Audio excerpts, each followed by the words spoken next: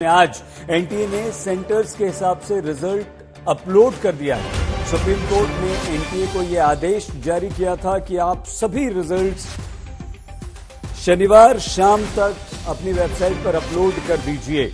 सीकर के सेंटर से 8 छात्रों को 700 से अधिक नंबर मिले हैं और राजकोट के एक सेंटर से 12 छात्रों के नंबर 700 से ज्यादा हैं।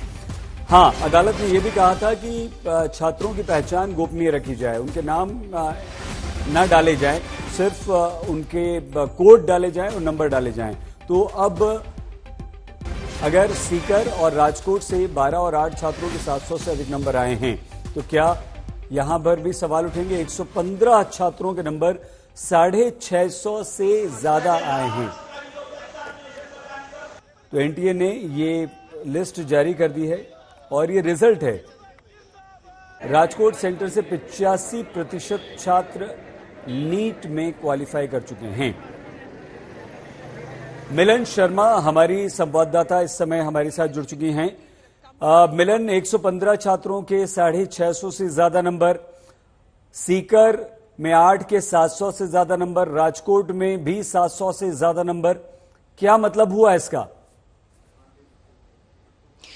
देखिए सईद, यही वो डेटा था जो एनटीए से सरकार को रिलीज करना पड़ा और अब सुप्रीम कोर्ट भी इस डेटा की मांग कर रहे थे, क्योंकि सवाल यही है कि कितने बच्चे जो नीट यूजी की परीक्षा देकर इस बात का लाभ उठा रहे थे जिन सेंटर्स में गड़बड़ी हुई और जो क्वालिफाई करने वाले थे 1,08,000 सीटों के लिए, उस पर ध्यान दे रही थी सुप्रीम कोर्ट।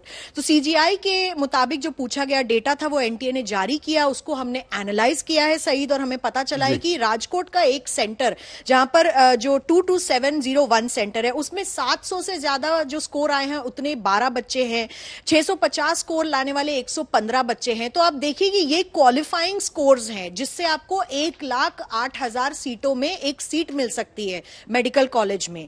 और देखिए 600 से ऊपर जो स्कोर लाए हैं वो 259 बच्चे हैं। तो कुल मिलाकर अगर आप देखें इस डेटा को, जो अब पब्लिक डोमेन में है, एनटीए की वेबसाइट पर है, इसको एनालाइज करना बहुत आसान है इस डेटा को, तो 85% बच्चे तो यहीं से क्वालिफाई कर गए इसी एक सेंटर से। आपको दूसरे सेंटर लिए चलते हैं सीकर में। जी नहीं, बता दीजिए, आप सीकर का भी बता दीजिए, उसके बाद फिर हम पूछते हैं आपसे। बताइए। जी, विद्या भारती स्कूल जहां पर ये एग्जाम हुआ था सीकर में, उसमें भी 8 बच्चों के 700 से ऊपर स्कोर आ गए हैं, कुछ 69 बच्चों के 650 से ऊपर स्कोर आ गए और 155 बच्चों के 600 से ऊपर स्कोर आ गए हैं। हरदयाल पब्लिक स्कूल भी मैं आपको बताऊं छोटा, जहां पर काफी ग्रेस मार्क्स को लेकर हल्ला हुआ था, ग्रेस मार्क्स हटाए गए, वहां पर अब 600 स्कोर करने वाले बस सिर्फ 10 बच्चे रह गए हैं। लेकिन सीकर के एक और सेंटर में 83 स्टूडेंट्स के 600 से ऊपर स्कोर आ गए। तो अभी सरकार का जो प्रश्न था वो यही था एनटीए से, हमें आप बताइए कि कितने बच्चों के क्वालिफाइंग स्कोर्स आए हैं और इसमें से कितने सेंटर्स वैसे हैं जहां पर गड़बड़ियां पाई गई हैं। सईद, अब हम ये आपसे समझना चाहते हैं मिलन कि इसमें बच्चों का क्या दोष? क्या वाकई ऐसा लगता है कि जितने बच्चे 650 और 700 से ज्यादा नंबर लाए हैं ये गड़बड़ी के कारण हुए हैं या इन सेंटर्स पर गड़बड़ी हुई है?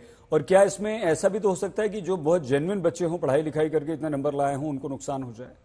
और ऐसा क्यों लगता है कि इन सेंटर्स पर गड़बड़ी हुई होगी? और इन बताइए।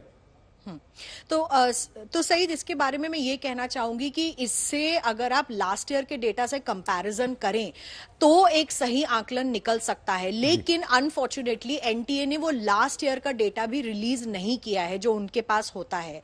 और सेंटर वाइज अगर आप देखें तो जो क्रिटिक्स हैं, प्रोफेसर्स हैं, उनका यही कहना है कि एक सेंटर में अगर एक साथ 85% से ज्यादा बच्चे क्वालिफाई कर जा रहे हैं तो उसको इन्वेस्टिगेट करना जरूरी है। और इसके ऊपर मुझे लगता है कि बच्चों पे ब्लेम ना जाए, इसलिए एक वीडियो फुटेज जो हर सेंटर पे होती है सीसीटीवी की, उसकी मांग शायद सुप्रीम कोर्ट में उठाई जाए, जिससे दूध का दूध और पानी का पानी हो जाएगा।